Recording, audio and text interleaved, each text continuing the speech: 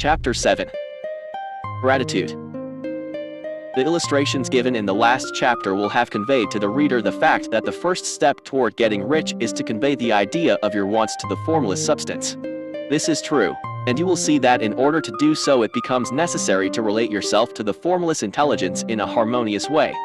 To secure this harmonious relation is a matter of such primary and vital importance that I shall give some space to its discussion here and give you instructions which, if you will follow them, will be certain to bring you into perfect unity of mind with God.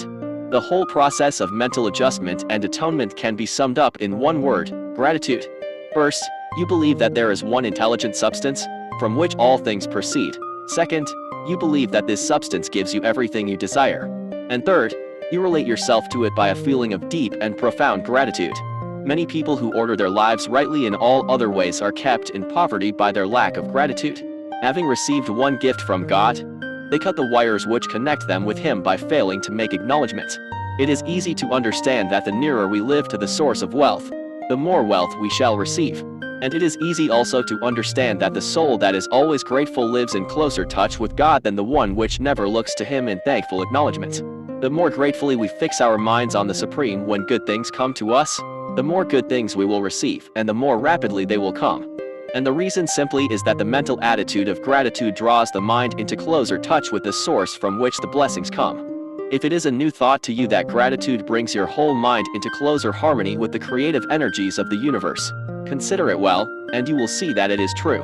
The good things you already have come to you along the line of obedience to certain laws. Gratitude will lead your mind out along the ways by which things come, and it will keep you in close harmony with creative thought and prevent you from falling into competitive thought. Gratitude alone can keep you looking toward the all, and prevent you from falling into the error of thinking of the supply as limited, and to do that would be fatal to your hopes. There is a law of gratitude, and it is absolutely necessary that you should observe the law, if you are to get the results you seek. The law of gratitude is the natural principle that action and reaction are always equal, and in opposite directions. The grateful outreaching of your mind in thankful praise to the Supreme is a liberation, or expenditure of force. It cannot fail to reach that to which it addressed, and the reaction is an instantaneous movement towards you. Draw nigh unto God, and He will draw nigh unto you. That is a statement of psychological truth. And if your gratitude is strong and constant, the reaction in formless substance will be strong and continuous. The movement of the things you want will be always toward you. Notice the grateful attitude that Jesus took. How He always seems to be saying, "I thank Thee, Father, that Thou hearest me." You cannot exercise much power without gratitude. For it is gratitude that keeps you connected with power. But the value of gratitude does not consist solely in getting you more blessings in the future. Without gratitude you cannot long keep from dissatisfied thought regarding things as they are. The moment you permit your mind to dwell with dissatisfaction upon things as they are, you begin to lose ground. You fix attention upon the common, the ordinary, the poor, and the squalid and mean, and your mind takes the form of these things. Then you will transmit these forms or mental images to the formless, and the common, the poor, the squalid, and mean will come to you. To permit your mind to dwell upon the inferior is to become inferior and to surround yourself with inferior things. On the other hand, to fix your attention on the best is to surround yourself with the best, and to become the best. The creative power within us makes us into the image of that to which we give our attention. We are thinking substance, and thinking substance always takes the form of that which it thinks about. The grateful mind is constantly fixed upon the best.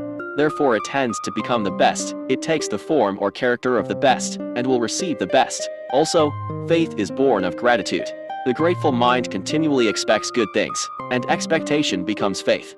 The reaction of gratitude upon one's own mind produces faith, and every outgoing wave of grateful thanksgiving increases faith. He who has no feeling of gratitude cannot long retain a living faith, and without a living faith you cannot get rich by the creative method, as we shall see in the following chapters. It is necessary, then, to cultivate the habit of being grateful for every good thing that comes to you, and to give thanks continuously. And because all things have contributed to your advancement, you should include all things in your gratitude. Do not waste time thinking or talking about the shortcomings or wrong actions of plutocrats or trust magnates.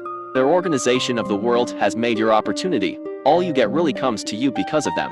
Do not rage against corrupt politicians. If it were not for politicians we should fall into anarchy, and your opportunity would be greatly lessened. God has worked a long time and very patiently to bring us up to where we are in industry and government. and he is going right on with his work. There is not the least doubt that he will do away with plutocrats, trust magnates, captains of industry, and politicians as soon as they can be spared. But in the meantime, behold, they are all very good. Remember that they are all helping to arrange the lines of transmission along which your riches will come to you, and be grateful to them all. This will bring you into harmonious relations with the good in everything, and the good in everything will move toward you. Next, Chapter 8. Thinking in the certain way.